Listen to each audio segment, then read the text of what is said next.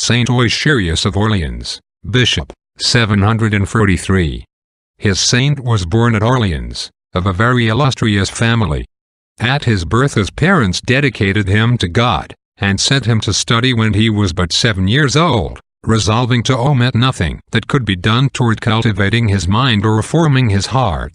His improvement in virtue kept pace with his progress in learning. He meditated assiduously on the sacred writings, especially on St. Paul's manner of speaking on the world and its enjoyments as mere empty shadows that deceive us and vanish away.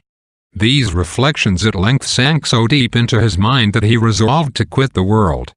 To put this design in execution, about the year 714 he retired to the Abbey of Eucherius in Normandy, where he spent 6 or 7 years in the practice of penitential austerities and obedience. Suaveric, his uncle, Bishop of Orleans, having died, the Senate and people, with the clergy of that city, begged permission to elect Eucherius to the vacant see. The saint entreated his monks to screen him from the dangers that threatened him.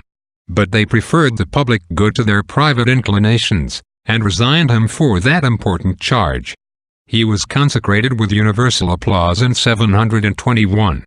Charles Martel, to defray the expenses of his wars and other undertakings, often stripped the churches of their revenues. Saint Eucherius reproved these encroachments with so much zeal that, in the year 737, Charles banished him to Cologne.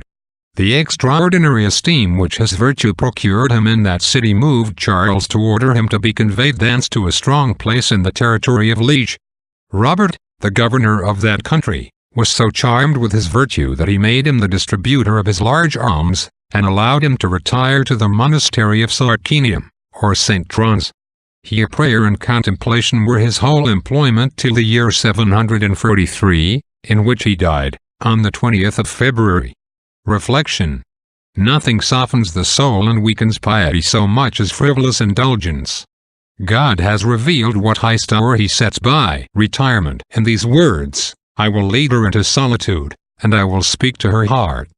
Amen.